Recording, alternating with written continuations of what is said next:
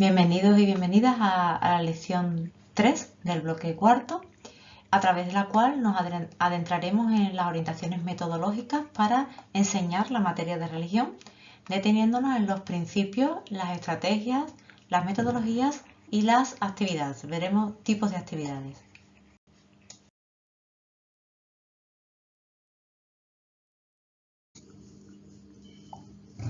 Bueno, pues en primer lugar van a trabajar una serie de conceptos que son importantes para entender lo que viene a continuación. El concepto de metodología, qué es metodología, qué llamamos metodología, principios metodológicos, ¿qué son? Pues los principios metodológicos son aquellos que fundamentan la metodología que yo uso. Es esencial que el docente parta de una serie de principios. Vamos a ver también qué es una estrategia. Una estrategia tiene que ser coherente con los principios que fundamentan mi docencia. Vamos a ver también una serie de metodologías activas. Son aquellas que sitúan al estudiante como protagonista de su propio proceso de enseñanza-aprendizaje y hoy en día el sistema educativo apuesta por ellas. Les ofrezco un abanico con algunas, las más utilizadas, no son las únicas por supuesto, pero bueno, les presento algunas y les animo a que las pongan en marcha. Y también vamos a ver tipos de actividades. ¿Qué es una actividad? Pues una actividad es una propuesta didáctica que tiene como objetivo dominar pues, una habilidad, un conocimiento concreto, trabajar una serie de valores.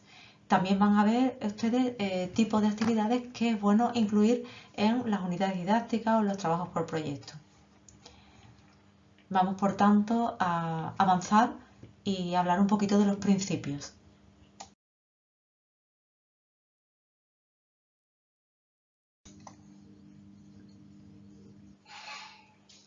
Bien, en cuanto a los principios metodológicos, pues tienen ahí una serie de principios básicos, como son el principio de individualización, el principio de actividad, el principio de significatividad, el principio de personalización o el principio de socialización. Todos estos principios hay que tenerlos en cuenta cuando programo mi clase de religión. Por ejemplo, el principio de individualización pues me lleva a que yo tengo que conocer las necesidades y características e intereses de cada uno de mis estudiantes, porque tengo que programar para cada uno de mis estudiantes. Esas actividades que yo programe tienen que ser motivantes, pertinentes, tienen que ser útiles para todos y cada uno de los estudiantes. El principio de actividad, por ejemplo, pues lo que me indica es que los estudiantes tienen que aprender interaccionando y haciendo cosas. Ellos tienen que interaccionar con el medio, tienen que explorarlo, tienen que reflexionar. Es decir, tengo que hacer activo el papel del alumnado. Ya quedaron atrás esos días en los que el alumno escucha y el profesor explica. Tendré, por tanto, que preparar actividades que lleven al alumnado a ese papel activo en la clase de religión católica. El principio de significatividad es algo muy importante, es un principio muy importante y nos viene a decir que para construir los aprendizajes primero tenemos que saber qué sabe el alumno sobre el tema que nos ocupa. Por tanto, eso se deriva en que yo tenga que preparar actividades para conocer esas ideas previas que tiene el alumnado. Puede ocurrir que las ideas previas que tengan sean correctas o no, pero tengo que trabajar a partir de ellas. Si son correctas, perfecto, trabajo a partir de ellas y si no lo son, pues tengo que trabajar para modificar esas ideas previas. Otro principio es el de personalización. Lo que nos dice es que hay que cuidar muy bien el desarrollo emocional y cognitivo del estudiante y respetar sus ritmos de aprendizaje, es decir, personalizar cada proceso de enseñanza-aprendizaje en cada alumno. Y otro de los principios también muy importantes es el principio de socialización. Esto lo que nos quiere decir es que aprendemos en comunidad. Por tanto, habrá que plantear actividades de clase para que se realicen en pequeños grupos o en gran grupos. Es decir, que el contacto con el compañero o con la compañera sea esencial.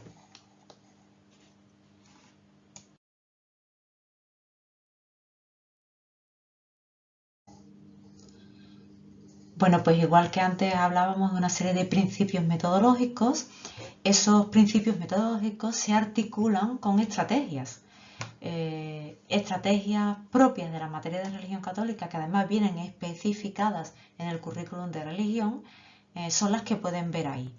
se trabajan de manera más extensa en la lección y también tienen otras estrategias de carácter general. Pero muestro aquí esta porque están específicamente indicadas para la materia de religión católica. Pues, por ejemplo, pues partir de la experiencia concreta del alumno o de la alumna y de su realidad personal, familiar, social y cultural. Esto, pues si piensan un poco lo que acabamos de ver sobre los principios, pues tiene mucho que ver con el principio de significatividad, por ejemplo, ¿no?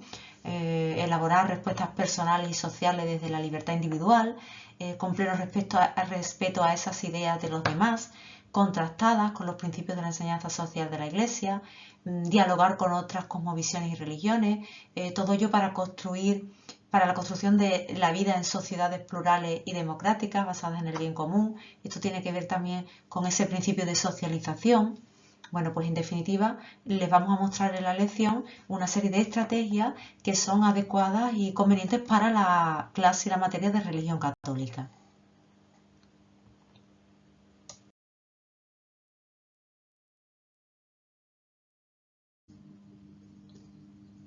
Continúa la lección con un conjunto de metodologías activas. Como ya les he indicado anteriormente, no están todas las que son, pero sí que he seleccionado una serie de metodologías activas que se explican en la lección para que las conozcan y tengan alguna idea de cómo ponerlas en marcha.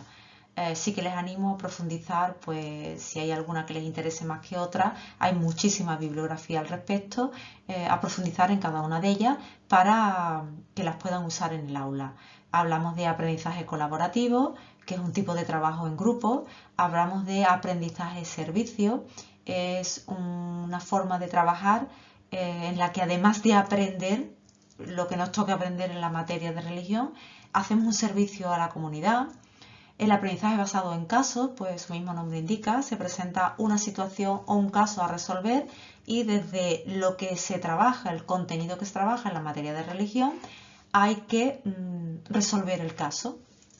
El Thinking Based Learning es una metodología activa que se basa en el pensamiento crítico. Ayuda a que el alumno aprenda a usar ese pensamiento crítico.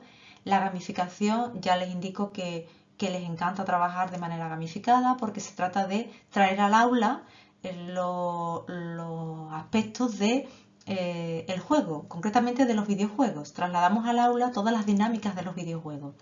Transformamos la clase de religión en un juego con el que estamos aprendiendo. Y la clase invertida o Flipped Classroom es una metodología en la que en casa se trabaja de manera teórica, es decir, me leo el tema que me corresponde en casa y en clase voy a realizar actividades, a realizar ejercicios, dudas, resolución de dudas, que lo que van a hacer es afianzar ese contenido teórico que yo ya he leído o he trabajado en casa. De cualquier manera, como les digo, en la lección vienen un poquito más desarrolladas y por supuesto si alguien está interesado en profundizar en alguna de ellas, pues que se ponga en contacto conmigo y yo les facilitaré más información al respecto.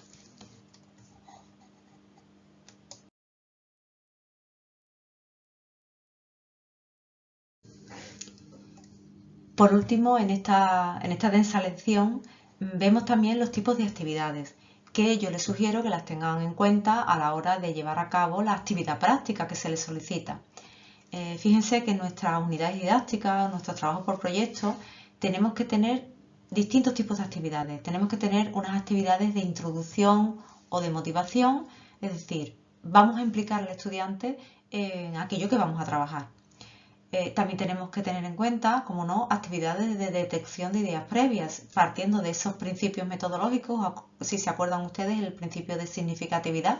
Obviamente, pues tengo que hacer actividades para detectar esas ideas previas. Tengo que saber qué sabe el alumno del tema que nos ocupa. Luego hay un tipo de actividades que son las de adquisición y desarrollo. Podemos decir que son aquellas actividades con las que yo voy a trabajar el contenido en cuestión. Deben ser variadas. También hay que tener en cuenta un tipo de actividad que son las de refuerzo y las de ampliación. las actividades de refuerzo y de ampliación permiten atender a la diversidad.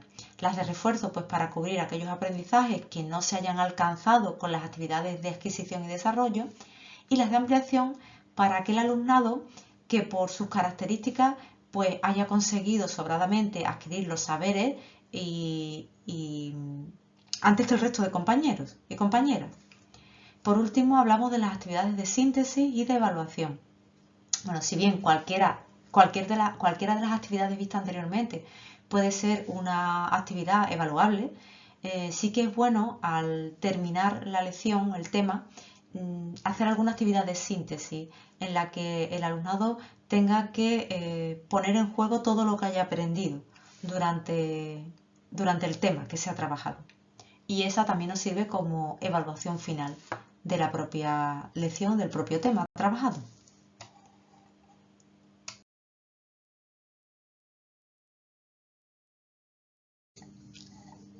Llegados a este punto, les animo como siempre a una lectura pausada y reflexiva de la lección, quedando a vuestra disposición para cualquier asunto.